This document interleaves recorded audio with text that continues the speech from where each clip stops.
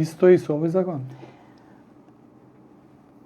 Има големи шанси ова да биде вака. Мене ми е стварно нејасно, кога преска спомнав дека се брза многу со имплементација, со носење на овие закони, мислев и на овој момент. Имаме моментално во Уставен суд поднесено иницијативи, две иницијативи има. Едно нешто паѓа многу во очи. Тоа не би го направил правник аматер, правник од основно. Значи, што е? Законот предвидува дека прекршителот, возилото, преку возилото ќе биде и собственикот, ќе биде известен преку мобилен телефон и преку имејл.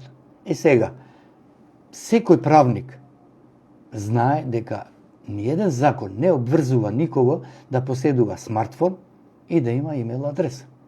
Значи тие ако еден граѓанин ги нема тие елементи, сега замислете, не може да биде известен дека замислете, јас го немам тоа. Вие го немате, има полно што ги немаат. И тој сега ќе биде санкциониран, ќе го затворат, домашен притвор ќе добие. Не знам што ќе му се случи затоа што не е информиран. Тоа не смее да се дозволи. Така не.